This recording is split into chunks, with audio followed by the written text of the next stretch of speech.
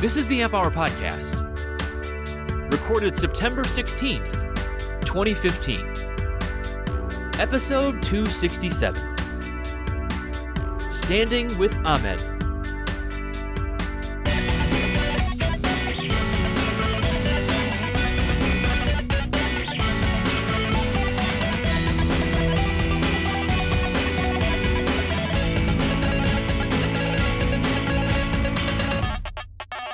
Welcome to the Amp Hour. I'm Dave Jones from the EEV blog. And I'm Chris Gamble of Contextual Electronics. We are guestless. We attempted to have a guest. We are back. We'll get to the guest later. That's fine.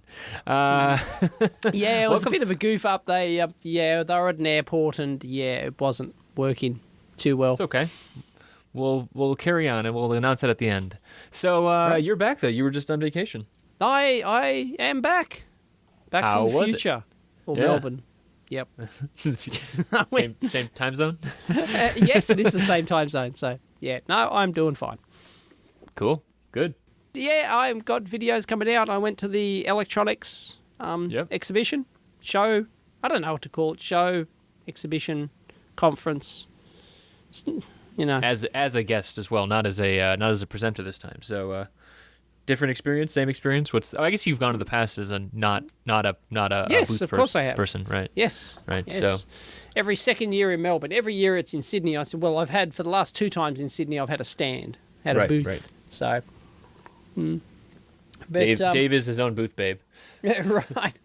Yeah, it's like I can't walk like 5 meters through the show without somebody stopping me. You know, it's like it's impossible. So too many people recognize me. Oh, well. Oh yeah, it's terrible. Fame. Yeah. Yeah, really bad. No, it's good. Thanks to everyone who came up and said hi. That's true. I did see some pictures of you and some people at the show, so that's cool. Yeah, they wanted me to sign oscilloscopes, microcurrents, and all sorts Don't of... encourage them, folks. Come on, don't.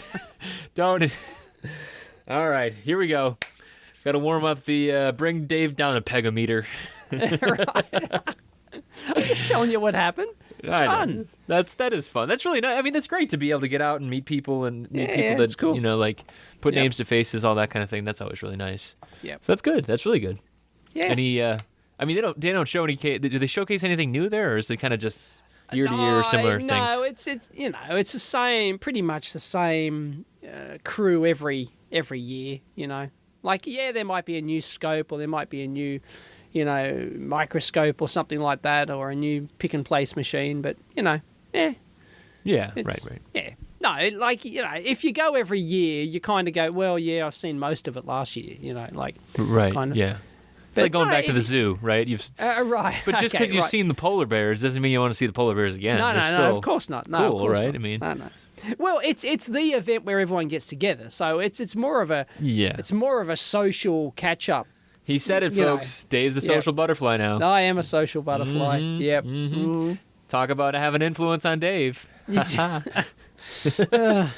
Yeah, Anyway, Not really. yeah, my big one event a year. that's right. You know, Yeah. 2 Getting if you out on count the Maker town. Fair. Yeah, right. Right. Social That's good. butterfly. Yep. That's good. And Boy. and then relaxing from your difficult life of spending all day on a forum. I'm sure that was a good break as well. Yeah, they've been. I'm sure you weren't on the No, forum I while was- you're on vacation at No, all either. I was on the forum while I was on vacation because there were a few forum issues I had to deal with while I was on. So in the hotel room and dealing with crap. Yep. Workaholic here, folks. He's a workaholic. Yep. 32 whole hours a week. He is there for you.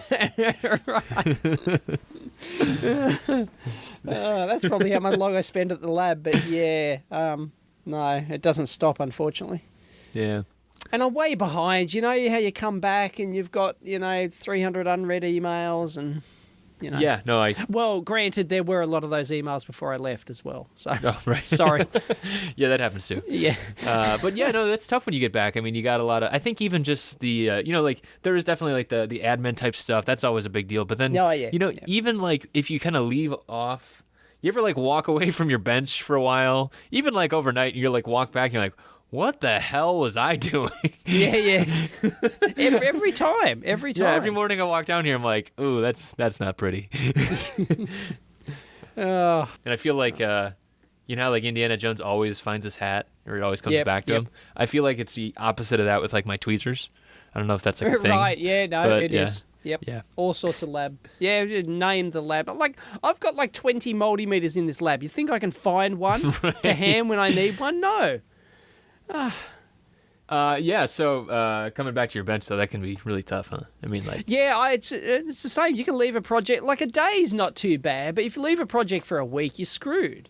You know, Yeah, you try and come back right. to it, and it's just, no, well, it takes half a day. I mentioned it before. yeah, Like, just get back up to speed. you know, organization's not my forte in the first place. So Right. I think the best case scenario is like just try to keep it kind of clear when you go. You know, just try and push one or two things aside, Right. and then Yeah. should be okay. And it's are you in that thing where you like you scan through your unread email list and you go, oh right, that's from that person. Oh, I know that's going to take me a while to reply because I've got to, Yeah, you know, like so you don't read it, so you put it aside because you know it's going to take time, and you know often. Like, because you can tell by the person it's from or the subject title or whatever. It's not that you don't want to. It's just that, oh, look, you know. And so, like, I'll do that later. this I is don't have going to be an time to do argument, that.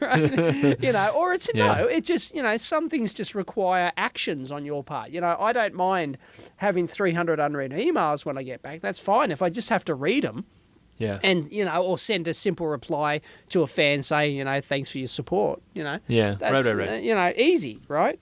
But it still takes time. But yeah, no, when you've got you know, if you've got some crisis you've got to deal with, or, you know, somebody wants you to do something and, you know, you have to go and, you know, spend 10, 20 minutes just, you know, answering that email. Right. I have a method for this. I don't know if Yes? it'll work for everyone, but it's Alright. a plugin called Boomerang. Have you ever heard about Right. that? No? You should. You're from Australia, right? That's what you guys but use to does hunt, it work right? on, yeah, but does it work on Gmail? Yeah, it does. It's Oh, it's a okay. plugin. It's a plugin for Chrome and Firefox. Oh, and I pay okay, cool. I pay like $5 a month. There's a free version too, but I kind of went past the tier that. Right. But basically, what you do is you basically like click a button saying, it basically just waits and it sends it back to you, so you see it's from Boomerang and it tags it like that. But it's just really Oh, useful because okay. it's like if Right. I get an email from you and I'm like, I don't have to deal with this for 2 days. I just click send it back in 2 days, and then the other thing is I can use it for.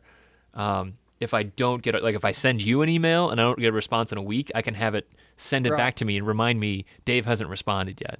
And that kind of stuff is really useful for like vendors and for, you know, just especially if you're on a deadline for getting a board out or something like that, or Okay, you know, just right. regular stuff. Yeah, cool. I really like it. I mean, I don't mean to shill for a product. I'm really I have no investment in it otherwise.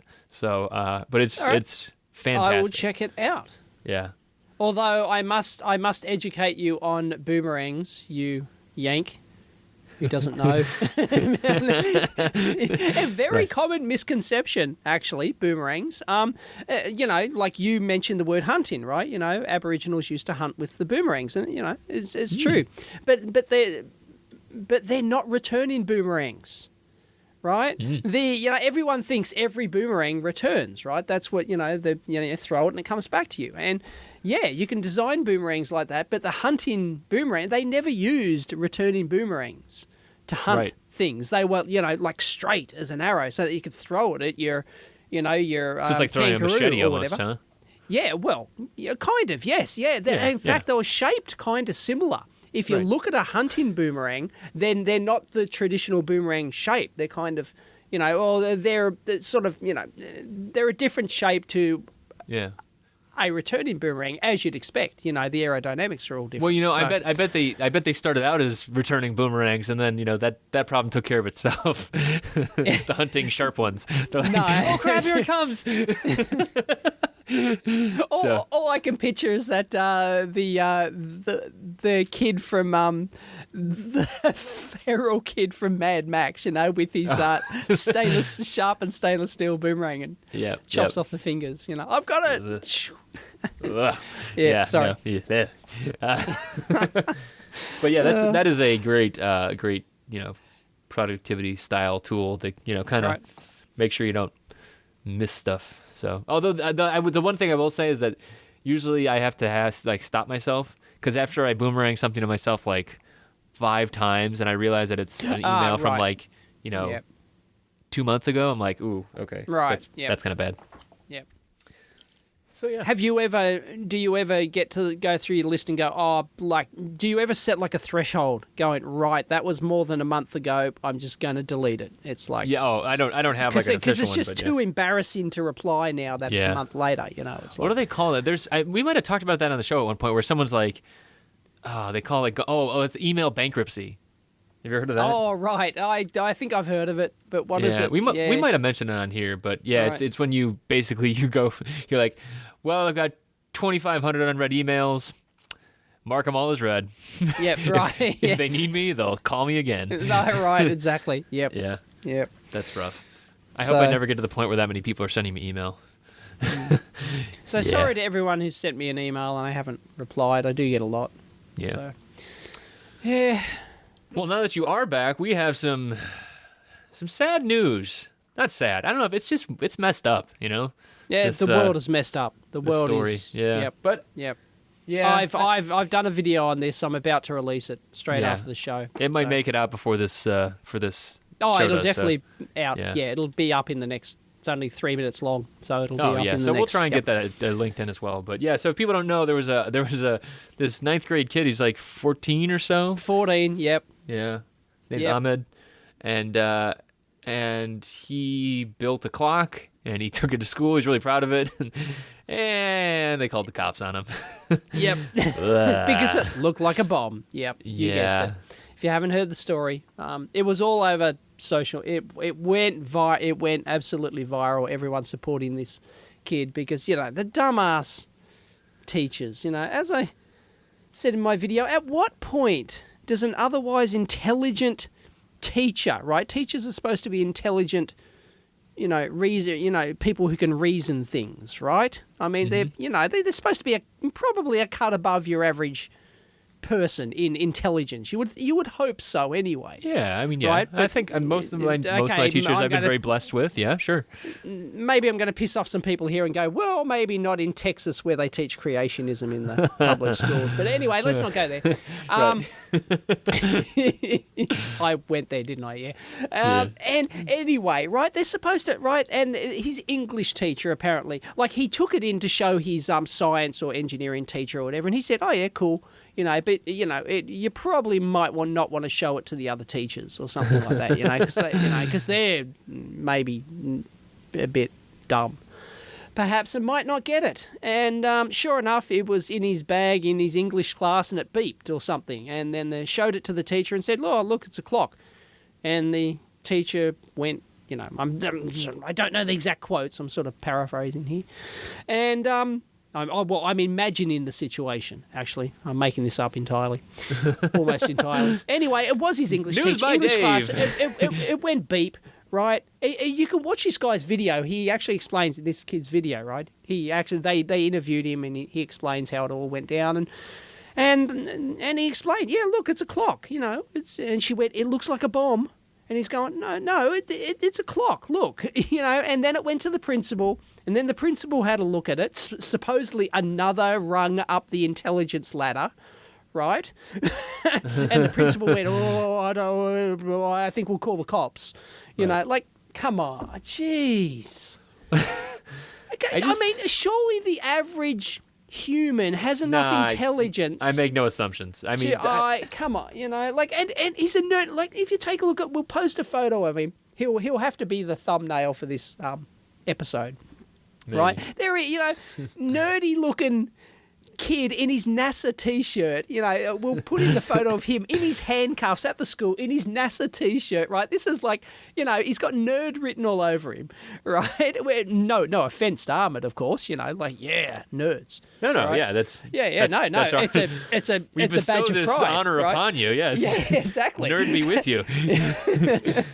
And like, and you know, and he says it's a clock, and you can clearly, anyone with any intelligence knows Right, it's a right. clock. But Well, and I think the other thing too is that there's a lot of questions about racial undertones as well because he's Muslim. there is, because and, his name's Ahmed Mohammed. You know, Yeah. like, come I on, think- look at him, he's a nerd.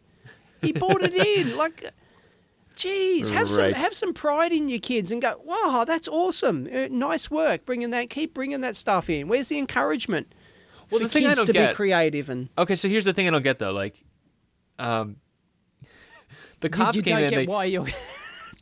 Sorry, no, go ahead. What, are you gonna say something about America? No. Go.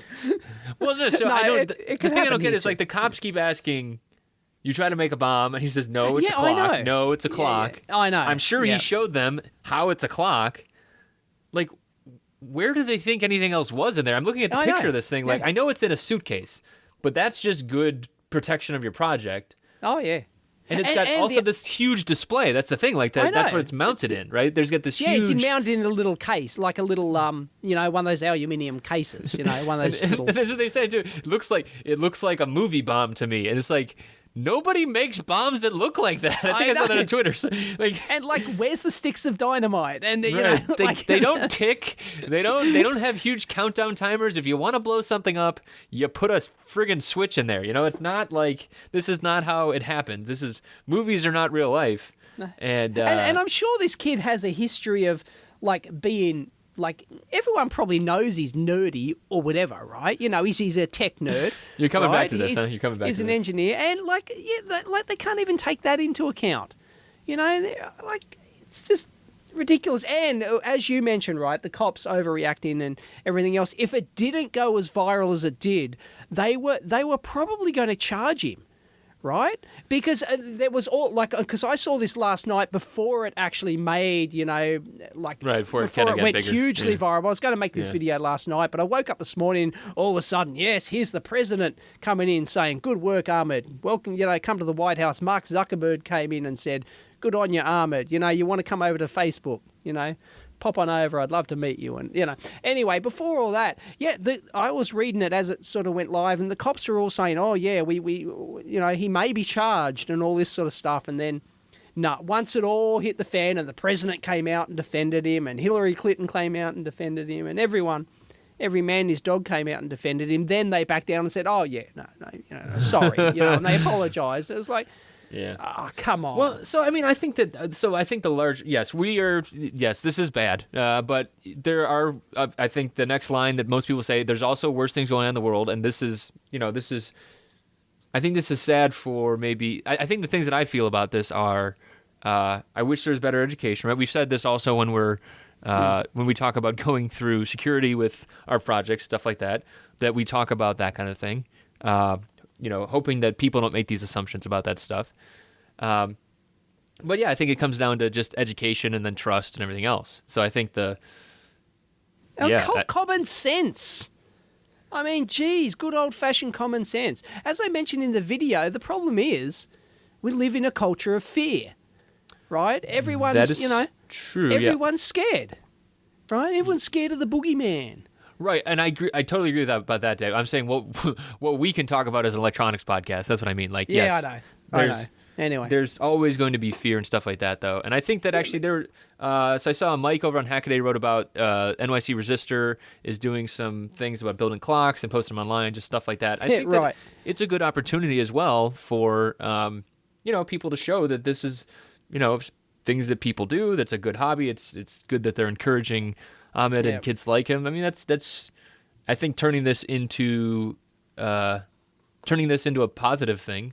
It could have gone a lot worse. Oh no, totally. It's a good. In the end, it's an excellent result, right? But right. I just it just makes me angry that our society is in such a state that it happened, right? But really good stuff came out of it, Yeah, exactly. So, and I think that's going forwards. That's the thing to focus on, and hope for the best on. I mean, if there's racial undertones, I mean, I don't even know how to deal with. Oh well, that no, stuff, but just the common sense. We need to just from a common sense point of view of dragging society back out of the post 9/11 fear era, right? And just common sense. Let's just don't worry about shit like this. Don't be. Don't always assume the worst. Just look, nerdy kid brings in a clock project, and he said it's a clock project. You can clearly see it's a clock project. Yeah, I don't think there's anything literally nothing we could do about that. But I think things people can do in our listening audience are, showing support, like building the clocks online, posting pictures, that kind of stuff.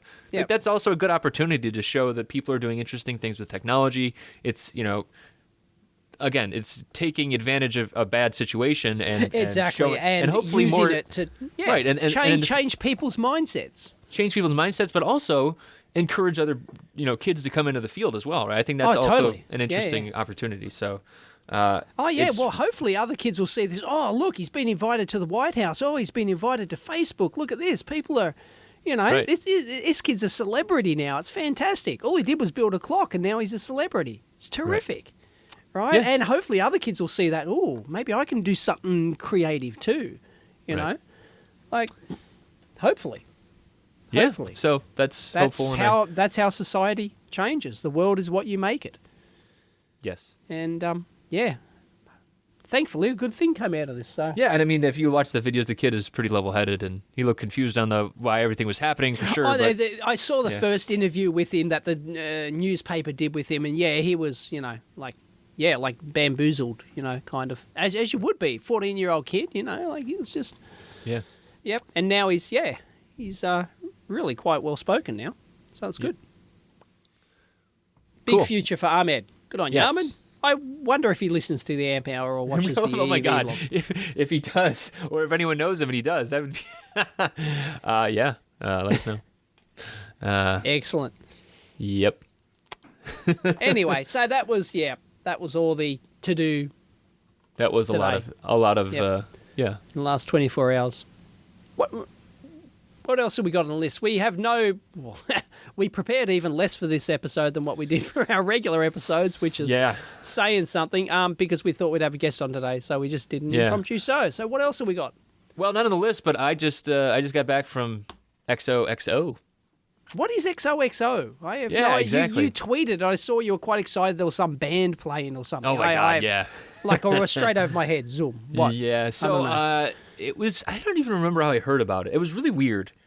I think it was because they're opening a new space, like a design/tech space in Portland, and I think that's actually what got me interested Who in is this. they? So Andy, the guys that started it, so they've been doing this conference for 4 years now, and now they're opening a big space, or they're taking over a big space, or something like that. And what is this conference? You still haven't told us. Right. So the conference itself, which has been, this is its 4th year, it's meant for people that are the tagline is people doing art and technology online to make a living, right? And so Why is it called XOXO? I didn't ask that. I mean, that's like how people used to sign letters, like hugs and kisses, but I don't know if that's actually what I should really find that out, huh? You should, yeah.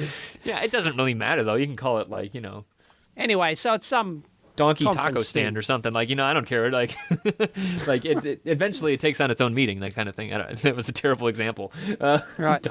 But, yeah, and so it was actually really interesting. So some of the speakers were like Heather, I forget her last name. She was, her blog was deuce.com. She was one of the first mommy bloggers. And so she got fired from blogging and do this other stuff. But it was really interesting. Her talk was about like sponsored content, right? So like if someone you don't do sponsored content, right? But I get bombarded every day with requests for sponsored content. Right, and that would be like if Dave always does reviews on oscilloscopes that are like independent, right? They send him the gear, but it's never for money. It's never like that kind of thing. And that's what a lot of these sites are a lot of blogs for a while were doing that, because that was kind of the only place to get money anymore. Like banner ads were drying up, stuff like that. So anyway, she had this ridiculous story about just like how that was she's stopping all content, and she basically this ridiculous story she told was the reason that now every sponsored content story has to be checked by the sponsor. Right, and you can imagine that if we, so we've had sponsors for the show before, but we were never like, well, we're going to be talking about Ahmed this week. How do you feel about that? Do you approve of the show? Right, that would be right. That's a big deal. And when you think about, obviously this is a podcast. We don't do funding anymore, but we have our Patreon page, which we are very thankful for all of our people, and that's what keeps it free and stuff like that. But anytime there's an advertiser involved, there's always that line, and it seems like the sponsored content one just got her kind of over the line. So she's not doing it anymore. And it just like all of these talks were just really So the Gamergate, so Zoe from one of the women that was affected by Gamergate. I mean, we didn't talk about that on here, but that was a bunch of nastiness online, and I'll let people look that up if they want to. It was just it was just really don't I know, people. It'll well, I mean, don't go down the rabbit. Don't go down the Gamergate. Yeah, I mean, rabbit hole. but it is important online because of harassment and misogyny and stuff like that. I mean, it's stuff that that happens in the electronics industry. It happens in every industry, I think. And it was overblown on both sides. So I don't know, man. Well, anyways, Yeah, I don't. Yeah, no. I agree. I don't want to get into it either, but it was, so I heard someone speak about it, right? And she was Right. very, very deeply affected. And like kind of all of these talks, they're just really, I mean, they were really personal. And actually, it was really weird for me to be at a conference that was so, I mean, it was quite emotional for me. And it was, I hate those. No. well, I know, right? But like, Yep. I mean, just so good too. That's the other thing. Like, and I think that's why the conference has so many people that just want to keep going back, to the point where I had to apply to go to the conference, which was really different.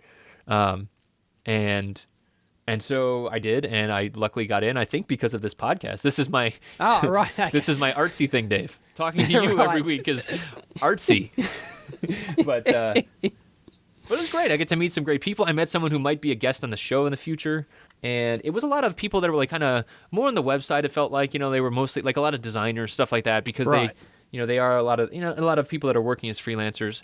But, the interesting thing about it, and the thing that I think is relevant to a lot of people here, is that everyone there was basically kind of working on their own, right? So they're all kind of independent contractors, and you're like that, and I'm partially like that. I used to be like that more, and and I think that's we've talked about in the past that kind of feels like the future of work, right? Working on your own. Right. Maybe you're going to be, federated and working together. You and I might join up for a project here, but then it's not like we're starting a company. We're just starting on one thing, little partnerships and here and there, and, trying a bunch of different things and having, 4 different jobs.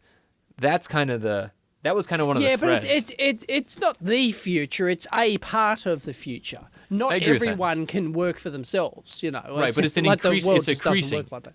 Yeah, it's it's increasing for sure. And I think that more and more people. I mean, obviously, some of our listeners, our guests, are already like that, right? I mean, we've just had Mike Osman on a week or two ago, and Ron, who was on last week when you weren't here. I mean, like, we've had people that are consultants and working on your own.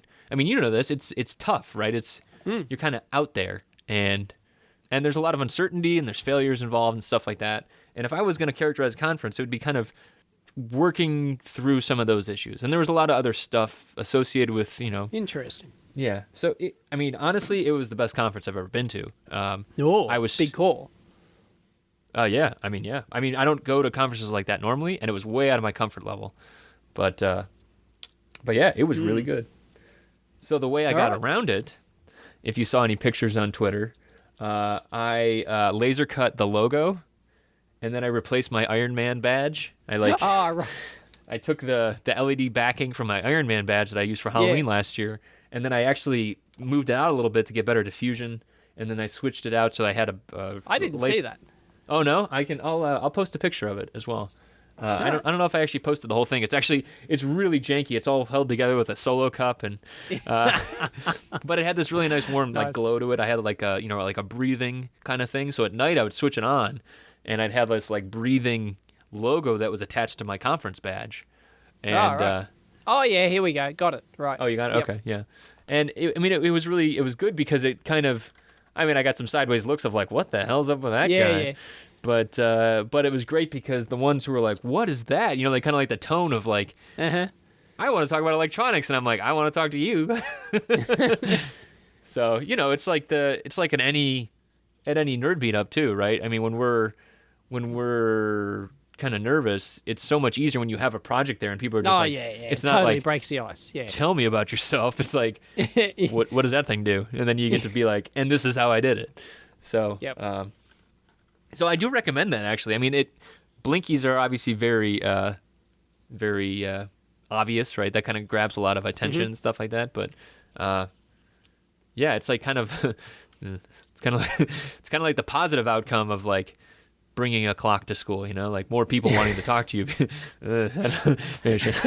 But obviously, like it's that same kind of thing where it is getting attention, but it's hopefully for a positive outcome, right? And that's what Ahmed wanted to do with his teacher, I'm sure. But anyways, so yeah, really kind of like an emotionally raw conference. Like I'm not normally like that. Yeah, no. Yeah, see, if I knew it was something like that, I probably wouldn't go. Yeah. Oh, well, yeah, and I wonder about that. I don't know. I don't know if I knew it was going to be like that. You could see all the past talks online, stuff like that. So, right. I'll post a link to those too. I'm still thinking about running the camp here. Oh, cool. Yeah, good. Yeah. I've got a few ideas. Good. Yep. Yeah, so I don't know if you'd want to do it super. And that's the other thing I was thinking about. Like, I don't know if it would work for more hardware-y kind of conference, right? There's not as many. It's not like I'm emotional about. No, nobody wants to go. This was the greatest thing I've ever done in my life. This project, and it changed my life totally. Like nobody wants to hear that shit. Well, no, I did Show actually. us the hardware. I mean, yeah, I want to see the hardware, but I mean, like, so much of, like, this too, like, so much of what we do, even as independent people, right? Yeah. So much of it isn't hands-on hardware, unfortunately. I mean, like, that's what we like, that's the fun part, but, like, it's not, right? It's dealing with people, it's dealing with setbacks, stuff like that, so. Oh, people love that sort of, people love the real-life story. People love a good backstory of, getting things done or whatever, but not all the soppy part of it. That's there was some. I don't think that'd go down well at a tech conference.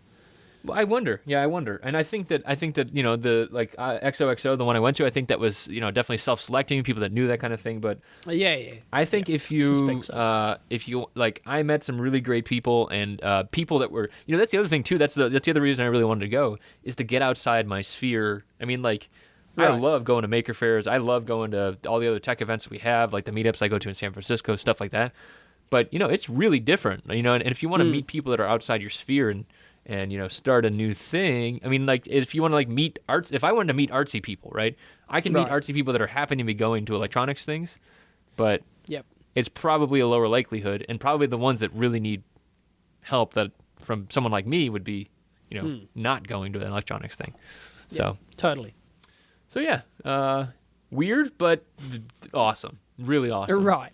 And I'll keep an eye out for when the talks from this year are posted. They're all posted on YouTube, and they're pretty good. So. All right. What's this about? Who invests in hardware startups? You put this on here. Yes, that is a Bolt article. Can I say one more thing about conferences? You may say one more thing about conferences. I am planning a conference. No.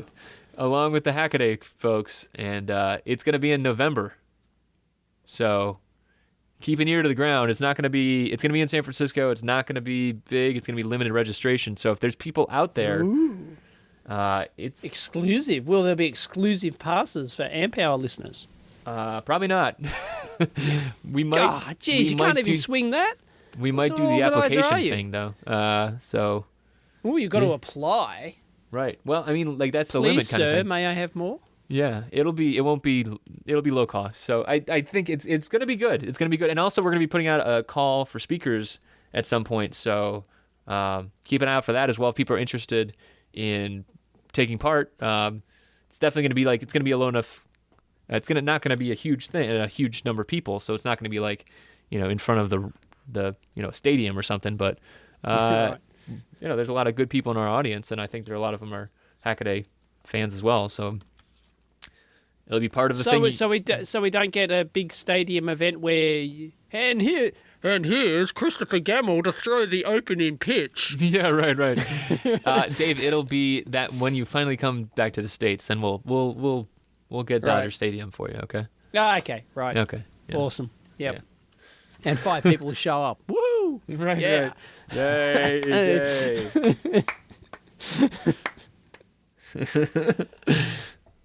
Love it. Yeah. So yeah, hardware startups. This is actually a really good article. This is Chris from Bolt, who I've met before. He's a really cool guy. Interesting. Actually, I was more interested than the people investing. It's just like you don't really hear about the startups, really. You know what I mean? Like you hear about some of them, but not a lot of them. Yeah, no, most of them go 99% of them go under the radar. Right, I'd right, say. and also because it's that weird crossover. Like so many of these I just haven't heard of. Like there's some big ones on here, like Sphero. You see that BB-8 thing? Oh yes, right, yeah. I didn't know they were a startup. Well, they've been around for a while. I mean, yeah. I mean, Right. they've been growing for sure. But It's the new robot from Star Wars. If people don't know, it's that my little God. ball. yeah. Yep. So I got to. Yep. Did I tell you I had to see one? Yes, Alicia did that, didn't she? Yeah, or she gave a talk at that event. At So San does she Francisco. work for them or what? What's the? No, she was so excited. She ran out and bought them right away, and then her and Chris, her husband, Chris and Alicia, Oh, both so you from can buy Embedded. this thing, can you? You could, and that's the thing. I told her I was like, if you get an inside scoop on when they're showing up again. So it was just like a early run was out on Amazon, but Oh, right. Okay. dude, these things are gonna sell out so fast. Like, can you imagine the Christmas Yeah. crowd? Like, oh. Yeah. Totally. And they're like- it's a small thing though. It's not like a full size BB-8, right? No, It's a, I mean, and they're Right, it's a $150 for that. You know, so people have seen a Sphero before. It looks like it's a little bit bigger than like an 8-ball. You know, like a tool 8-ball kind of thing. So it's not huge, but then it's got the little magnetic thing. And I was thinking about it. I meant to go back and listen. You and I were arguing about how they did that because they copied the technology that they have in the movie. You're And right. I Yep. think you were wrong What? I was wrong about what? about how they did it. Well, I don't even remember what I don't either. said. That's the problem. But I I don't think even you were remember wrong. which episode we mentioned it in. Yeah, I know. Uh, It was whenever that came. We could probably go look it up, but whatever. right. So yeah, that thing is awesome. Cool. What? and I What? can- So it's cooler than what I. It's more complicated, or than what I said, or it's simpler than what I said, or what? I just remember it being how I expected it to be, and I remember you said, "No, that's not how it is." This is really good radio. Right? Yeah. And of next, course, we Chris have will no remember clue all what- the things he doesn't remember about calculus. I can tell you now, I remember nothing about calculus. So right. Don't even ask me. Slope of the line is the derivative is the slope of the line. Actually, I'm looking at this. I am looking at this article, and it's like a huge infographic kind of thing of what VC company has invested in what. Right, companies. exactly. And And you it's kind of see like- like where the different areas are of like who's investing in what and stuff like that. So that is interesting because I saw the SK Ventures is the one where they're just doing robots basically, robots and drones. Yes, and one other thing which will remain nameless SK that Ventures. I'm battling at the moment. Yep. Which one are you talking about? The one that's caused all the big to-do. And I've done several videos on. They're behind Oh my that. God, that's them! Yep. No It friggin' is way! Yes. I didn't know they were venture Oh, well, backed. no, sorry. I don't know. It's SK Telecom. I don't know if they're Oh. associated with SK Ventures. I mean, dude, SK is pretty big, so Right. Okay. Well, maybe they're not the same company in that case. Okay, but it's SK Telecom who are behind back in the company who B shall word. remain nameless. the stupid B word. Yep. Yeah. Yep. Okay. So I'm not sure if they're the same. Anyway, there you go. Okay. All right. That was pointless. So yeah, but yeah, it's interesting. Wow, it's there's so interesting to see many this stuff. of these companies. Right, It's and the just crazy thing is ridiculous. you keep sliding down too, and so the top ones are like just the little guys, and the bottom ones are traditional, so they're kind of bigger, right? But then the thing you don't even realize is that when you get to the bottom, there's like this doesn't include like the accelerators, which is like Hacks, which is formerly Hackcelerator, Right. Highway 1, Alpha Lab, Y Techstars, Y Combinator, or right? yeah, right. So like It doesn't even include them. This is just like the top tier venture capital firms, right? so You know, Google, Qualcomm. You know, Uh-huh. like, you know, ones I've never heard of most of them. I have no idea. You know, like, But that's the point. Like you and I are like, who cares for us, right? I mean, Right. I know some of the actual companies, but not the other ones. Like Foundry Group, I know that one. right. Yeah, Yeah, no, I don't know 95% of them. Yeah, the interesting Never thing I heard of think that would be for this is like if you're not going to like a Bolt, right? If you're like, so Bolt's great. I love the Bolt people. If you're not, if you're not going to a program like that where you get those introductions, if you wanted to try and do it on your own, I guess you could do that. But ugh, my God. Yeah, no. There's just so many of them. It'd take you months and months of research just to find out who's who. You know. Yeah, and well, yeah. I don't. It's so dumb. Like, I get it. Like, I get that, like, you need money more so in hardware than anything else. But man, I cannot imagine doing that kind of thing. And I think that we must have had a couple guests that have done that, and I'm sure our guest next week can tell us all about that. Yeah, and we'll announce who that is at the end of the show. But man, I do not envy anyone that and actually, well, I guess we've had Ariel's on here, right? So from right. Whatever the hell their thing's called, the squirty printer circuit thingy, yeah. Sorry. But yeah, I talked to him at one point. He's like, yeah, like it's just so hard. If you want to keep being an engineer, you don't get to go hunting for. If you want to be in charge, you got to go hunt for the money. And it's like, that sucks. Like that really sucks. Yeah, I don't know. It takes a certain kind of person to want to do that, but that's all that the people seem to be interested in these days. People, think that's the only avenue. Oh, I've got to go through all this. Yeah. VC crowd. Oh, I've got to get $1 million. If I don't get $1 million, I'm a failure. Well, that's on them. How about putting a K in and just building, K of your own money in and building a couple of things and just bootstrapping and yeah, some of these. I mean, for some of these things, I keep crapping on about that, but it's just so boring now. Every single bloody startup hardware company. Yeah, well, I think the thing that the things that I would imagine, like the times when it's good to get money and go big is like, if you need to get like volume, right? If you think you're actually going to sell a bunch, or if you actually do sell a bunch, maybe on, somewhere on crowdfunding. Yeah, then you want some money up front so you can actually go buy a bunch of parts at a decent price versus building onesie twosie. But, and the other one would be if you're building something really big, right? So if you're some of these robot companies, robots are not cheap. Okay. No, exactly. Yep. I just don't. I mean, these not necessarily these, but some, just like some startups. I'm like, if you go to actually Bryce, one of the VCs that used to be at OATV, which is listed here. He's doing something called Indie.vc, and he gave a talk, and he's like, he was talking about the success rate of the $1 billion companies and stuff like that being 0.06 or 7% per year, or something ridiculous like that. What I really wonder about is not the numbers there. Like some of the things where they're just like, they look at something like, oh yeah, this social dog app is a $1 billion company. It's like, just go away. God. Yeah, I know. Yeah. So. One I see on here, which I'm surprised to see, is Open ROV. Which I've done a video on them before. I've talked to the Open ROV guy. Well, someone from Open ROV. Right, Sorry, that's David Lang and company, right?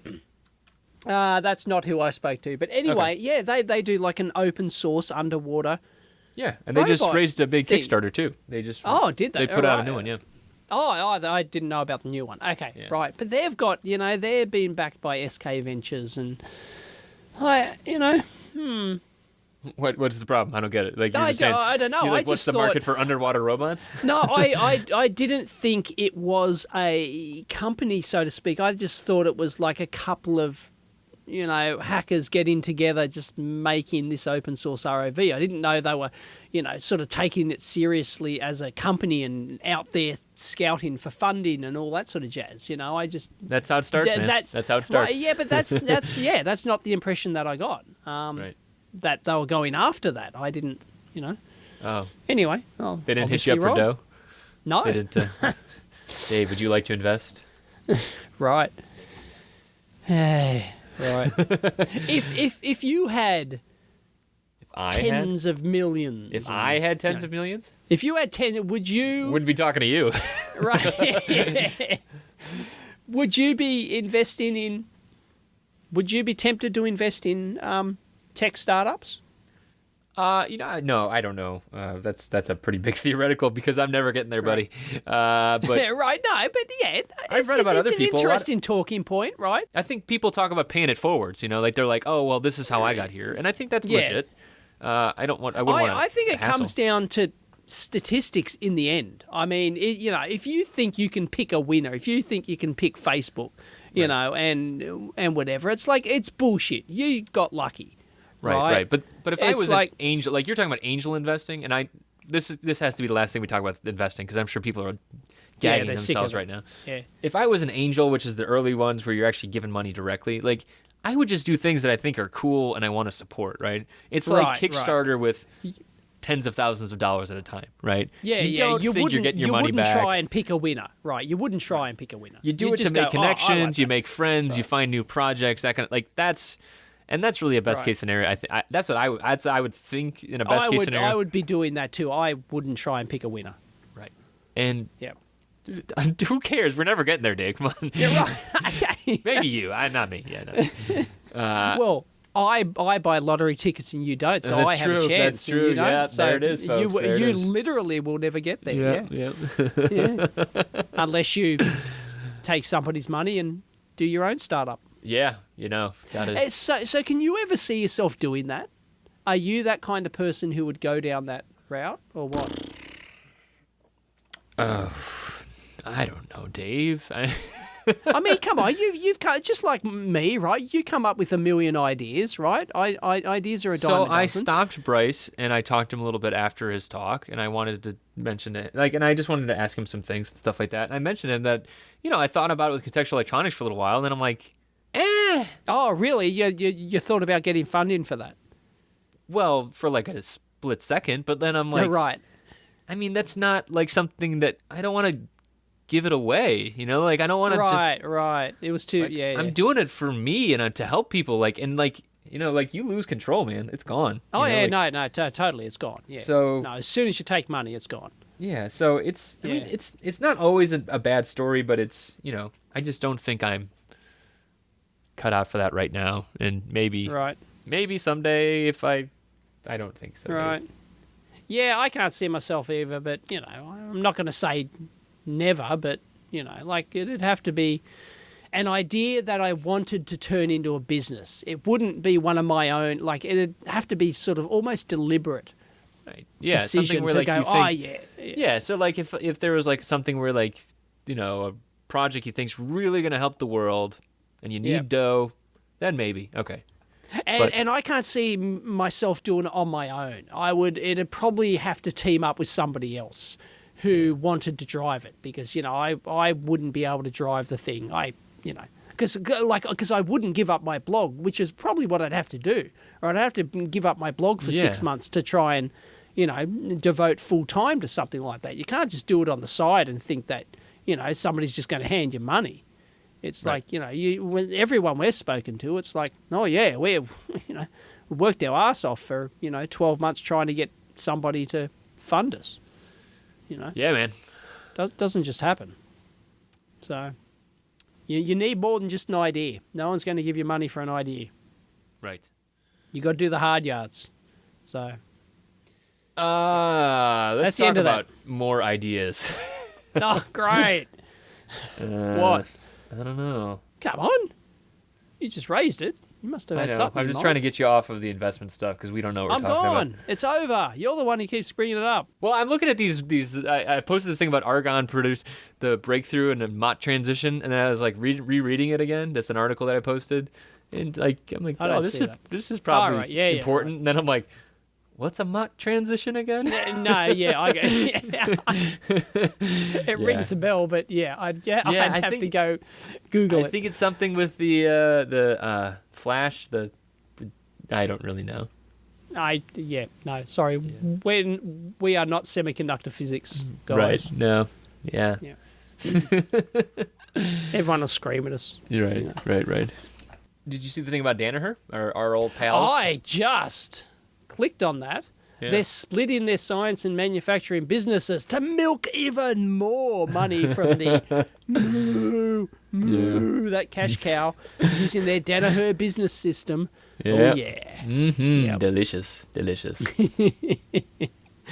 So who are they splitting off? Does this affect like Tech and Fluke and... Yeah, like they're all kind of on their own now. Oh, right. Okay. Yeah, so no, it's actually probably a good they're still thing. owned by... Does that mean, what, Danaher's selling them or what? Or what? No. They're just going to go as different companies. So. Oh, whoop-de-freaking I do. know, It's like I know. Google are now. What do they call themselves? Alphabet. Yeah, or that's some right. Yeah, crap yeah. like that, you know? Like, who cares, right? Yeah. Still Google, right? No one cares. Yeah. Yep. Okay, next. Did you see this basic MIPS simulation in JavaScript? I did Is not. there a point to doing a MIPS simulation in JavaScript? I mean, a it's just practical you don't need point any apart hardware. from I mean, it's cool? I mean, no, it's cool, and you learn more about the MIPS processor, stuff like that.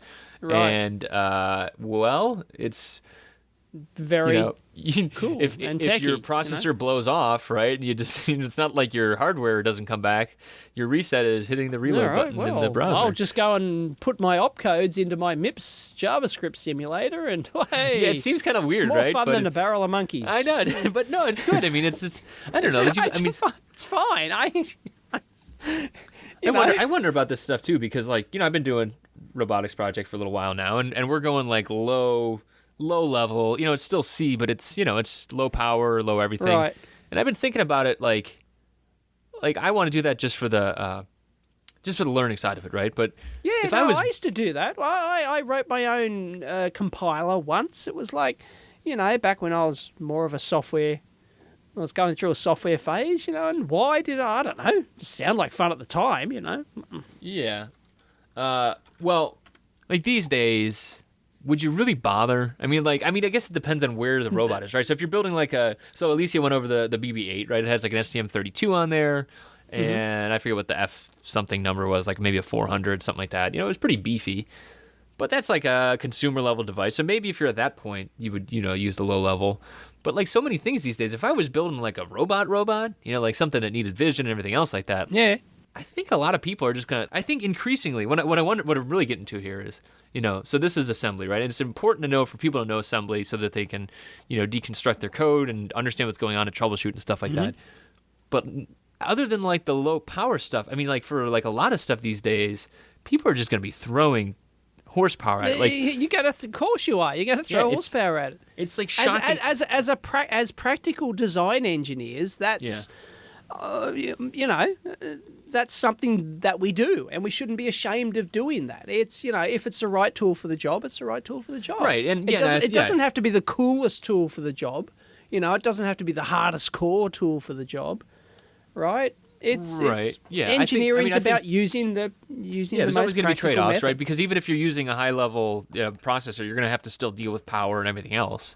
Right. So yeah, and there's cost and whatever else you're doing there. Yeah, but like assembly, and people have to remember, assembler is not magic, right? People think, I'll do it in assembler, and it's going to be 10 times faster, and it's going to be lower power. Blah blah blah. Bullshit, right? A good compiler will beat a crappy assembler programmer any day of the week. Any day of the week.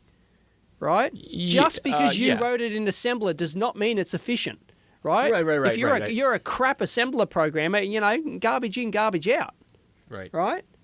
It's not magic. Well, it's not a magic bullet. I think that it's kind of like one of those asymptotic things where you're kind of like, if you're going towards trying to squeeze more and more and more out of the same part, that's when you have to really, start digging in there. Yeah, you're right. Most assemblers will get you to the or compilers rather will get you the most of the way. Yeah, there. I can remember doing that. Doing pick, everything in pick assembler because back then it was like a 1K pick was like standard, right? I had 1K of flash memory, and well, if you try and do something in C, well, you've pissed away most of that, right? Just with overhead.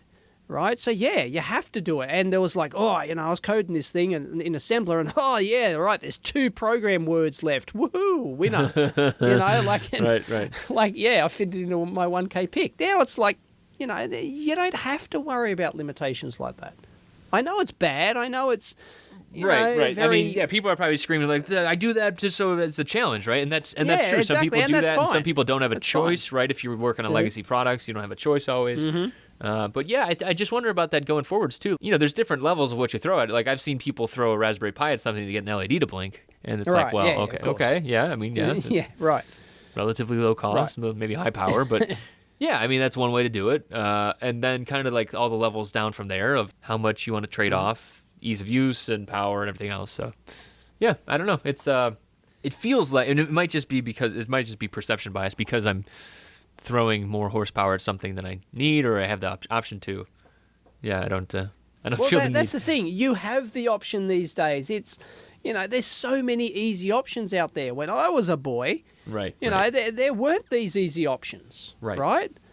But An equivalent to an Arduino back in my day, right? Yeah, there were same thing, right? And essentially the same development board available, right? Yeah, but it might cost you a couple of $100, Yeah. right? Yeah, right. And yeah, so you just didn't. So you rolled your own because it was cheaper. It was the better engineering solution.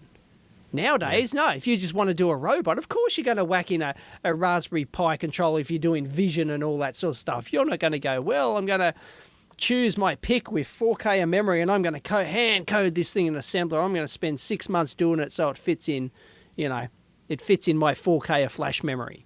Yeah. And do all the vision algorithms myself and everything else. When you can just go and get, OpenCV, what is it, OpenCV or whatever it is, like where all the libraries are already done, everything's already done. Just run it on an ARM platform or something. That's like, yeah. It's a trade-off. Yeah, sure. Well, it's not just it's the obvious solution. I like hardcore engineering as much as the next person, but if you're doing, for example, the BB-8 robot and it's got vision, it's got everything else. If you're going back and writing everything yourself in assembler on some tiny little crazy small processor just because you can and it's an engineering challenge, you're doing it wrong, right? Yeah, That's poor engineering. Yeah, I agree with Right? that. Yeah, definitely. Right? But I don't So- think most people don't have the choice for that stuff. It's right? poor practical engineering, Right, and right. that's almost the definition of engineering, is it not? To solve problems. I don't know what is the definition of engineering. To solve problems, in the most efficient and productive way. Because ultimately, you've got to be productive, especially if I would you're say, doing it yeah. for a living, right? You've got to be productive. I mean, I think if you're talking about a definition of engineering, you always have to mention constraints too, right? So it's solving problems within a set constraints of and things like that. and- Yeah. right. Yeah, and all that sort of stuff. But try being, say, a contract hardware design engineer and trying to be, I'm going to write everything in assembler. No, you'd go out of business quicker than you could start it. Unless you're trying to program like a 4-bit micro and Right, within, because that 500 was the constraint yeah. that came down from the customer, right? Right, That's right. fine. But if you're contracted, if you're a hardware contract firm and I want this automated production test jig, thank you very much, and I need it by the end of the month. Yeah. And, Right. We've talked about right? that before too, where you just Yeah. buy your solution, you pay as much Yeah, as you need exactly. to, and you get it done. You don't bother laying out that switch mode controller, that switch mode converter, right? That's just Yeah. a waste of time. It's just stupid to do that. You buy an off-the-shelf brick, off-the-shelf power brick that does it. Buy an off-the-shelf processing platform. You use off-the-shelf algorithms that already work, That's the nature of practical engineering. Yeah, definitely. And with that, our hour's up. So last links I want to mention, Just ticked over? just because I think they're going to slide past people. It doesn't quite get there with the title, but Semiconductor Physics as explained by Irate Avians. Do you get that title? No, I don't. Irate Avians is how you get around saying angry birds. Right, yeah, no, that... She couldn't use the... No, she couldn't use the title. I didn't even get what avians meant until you explained it to me. Exactly. Right, So, I yeah. didn't- So, good talk. You should check it out. And then, what was the other one? That one. Oh, Sar over at Boldport. He wrote about pretty angry, not angry. He's pretty worked up about the EDA industry, so people should read why? that too. Is there a takeaway from that? Basically that the EDA industry, what do you say?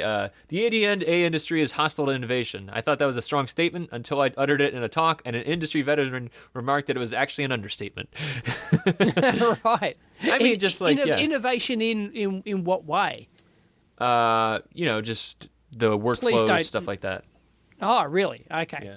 Right. Stuff also, that Altium's trying to address with, buying all those companies to try and, one-click solution for, design your board and all that sort of crap. Yeah. Is that innovative enough for you? I don't know. I don't know. I think that it's just that it's a constrained industry, right? There's not a lot of players, and it's kind of same old. Yeah, but it's constrained for a reason because there's ways to do things. This is why the Altium approach never worked. Oh, everything's going to be FPGAs. Everything's going to be modular block design. You'll never have to lay out boards anymore. You just plug these blocks together. It just doesn't work. Yeah. Engineering has never worked like that and probably never will in the foreseeable future. It just completely failed. So, you can take innovation too far, right? Be careful what you wish for, right? Yeah, but there's also, I think it's also between, not privately owned, that's the wrong word. A good thing would, like, if there was an open standard for schematics and layouts and stuff like that, that would be good for the industry, but bad for a company, yeah, right? Right. That's a commercial. That's not really an industry. That's purely commercial-driven decision. I mean, it's, like how often do people have to translate formats? Not, probably not as often as you think. You aren't going to switch between Eagle and Altium every day of the week. That's correct. So, yeah, I would love to see that too, but I don't think that's stifling innovation because everyone's not using a standard open format. I'd love to see them use an open standard format, but, I'd rather have a more useful tool than... Right. So that's kind of like at the bottom of the list. Right, I know. But so basically it says usability, methodologies, distribution style, and pricing. Understandable on all counts. Yeah, so... Oh, yeah. People can write to SAR. And... Businesses will be businesses. Hey, if you don't like it, start up your own. Right? Yeah. Or use KiCad. Right. Yeah. He knew I was going to say that, though. Yeah. All right, so that's it for this week. Next week, we will have our guest in absentia this week. Unfortunately, Luke couldn't make it. But Luke is the new head of hardware at Y Combinator, and I'm very excited to talk to him. He had a couple startups of his own, so we'll be able to talk to him about that stuff. And there's a new class. I think they're accepting applications for a new class, so we'll be talking to him about that. And if people want to check that out sooner, they can go check out Y Combinator. And if they have a hardware startup idea or just a startup idea, they can go join the crew. And sweet. Yeah, I'm excited. And don't forget, if you want to support us, you can do that on Patreon. Yes, Links you can. And we appreciate everyone who does. Yes. Somewhere. Yep. Yes. All right. All right. See you next week. Catch you next time.